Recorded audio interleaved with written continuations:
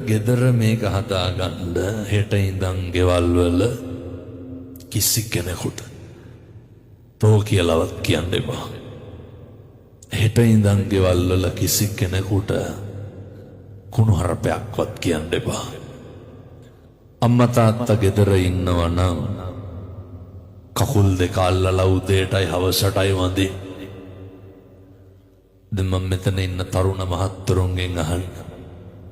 කවද්දන්තිමේට තාත්තගේ සරම ෂර්ට් එක හේදුවේ. කවද්දන්තිමේට තාත්තගේ කොට්ට උරේ හේදුවේ.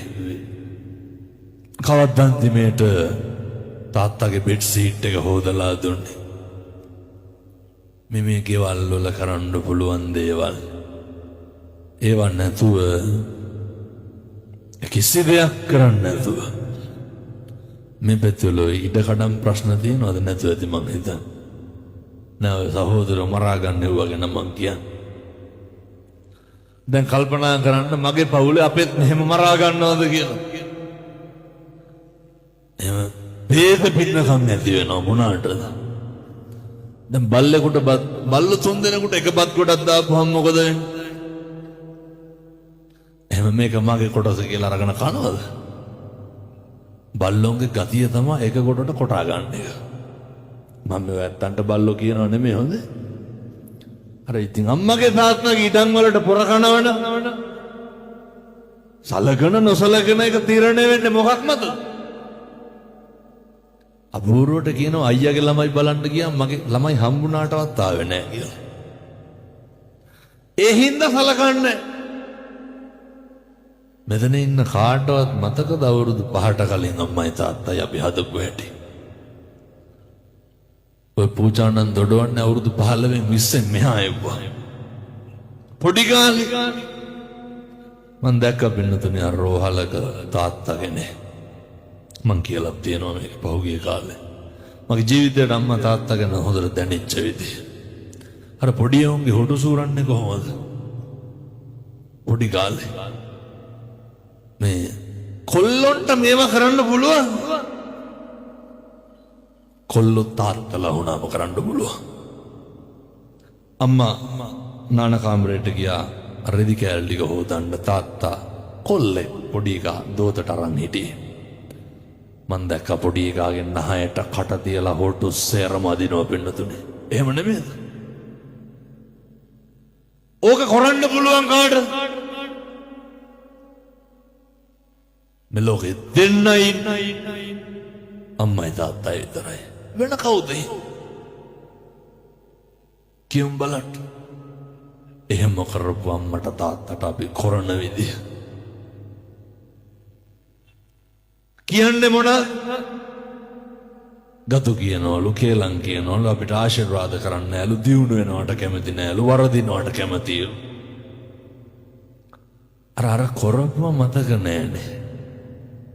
බුදුරු ලෝකෙට පහළ වෙලා මගුල් බණ කියන්නත් කලින් පෙන්වුවේ මොනවාද? කෙලෙහි ගුණ සලකන එක. ජීවිතේ පුරුදු වෙන්න.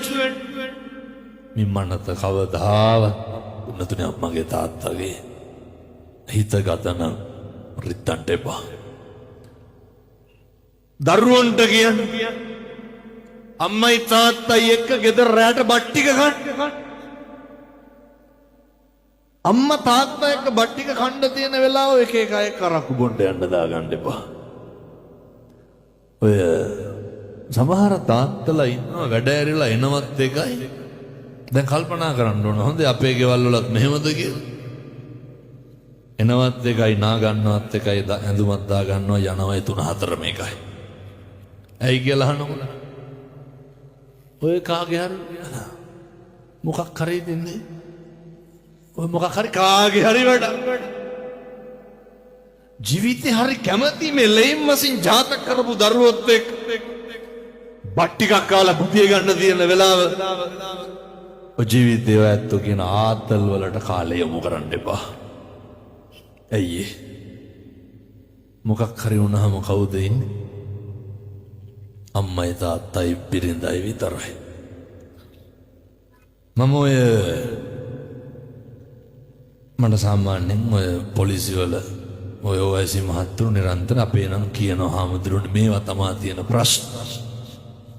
මම මේ බණක් කියලා කොහෙද වැලිකන්දේ පහුගිය දවස්වල වැලිකන්දේ ඒ පොලිස් ස්ථානාධිපතිතුමා කියනවා හාමුදුරුවනේ හරියටම හරි අර පොලිස් අප දෙනවනේ මොකක් හරි වුණාම අරන් ගියා පොලිසියෙන් අප දෙන්න පුළුවන්. පොලිස් අප දෙන්න එන තරමක් එන්නේ කවුද? එක්ක අම්මා, එක්ක තාත්තා, එක්ක බිරිඳ. කවුද මේ කියන්නේ? පොලිසියෙන් කියන්නේ. අපි හැන්දෑවට හැමදාම කරන්නේ මොකක්ද? මහ දෙයක් ඕනේ. එකට ඉඳගෙන බත් කන්න පුරුදු වෙන්නකො මැරෙන්න කලින් අම්මයි තාත්තයි දරුවෝයි. මාසෙකට සැරයක් තියෙන දාන ටික අම්මයි තාත්තයි දරුවෝයි. පන්සලට අරගෙන යන්න කවුද කරන්න ඕන? වෙන මොනාගෙන්ද මේව හදාගන්නේ කියන්නකො බලන්න. නිවන් දකින්න මිනිස්සු තුල ආදරයක් තියෙන්න ඕන, හොඳ සමගියක්, හොඳ බැඳීමක් තියෙන්න ඕන.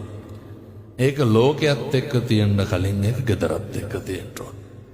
බුදුරුන්ගේ විශිෂ්ට දේශනාවක් තමයි ඔය මේවා ඉතින් වෙනදනේ කියනවා වගේම ඇත්තෝ මේ හෙට ඉඳන්වත් බලන්න මේ විදිහට හැසිරෙන්න.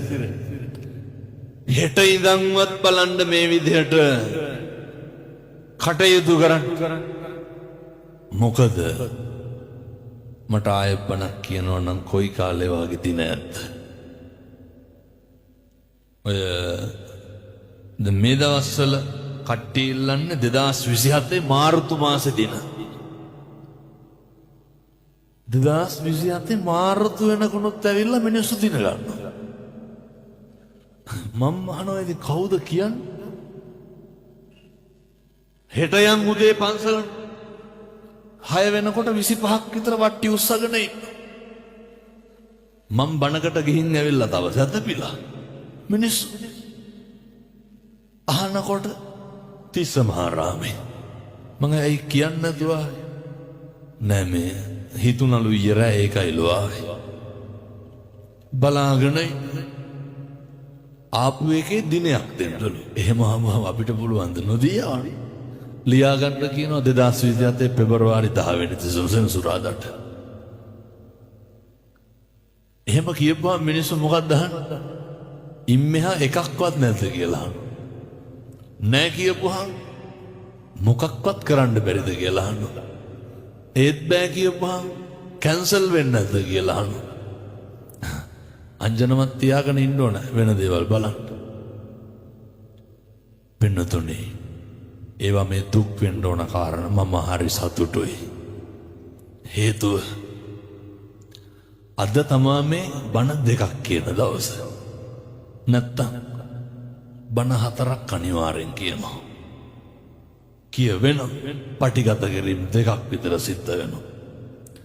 මේ හැම එකකම ව්‍යායාමයේ මොකක්ද? උත්සාහය. පුරුදු වෙන්න හෙට ඉඳන්. අපිට වෙනවට අකමැති දේවල් අනුන්ට කරන්න එපා.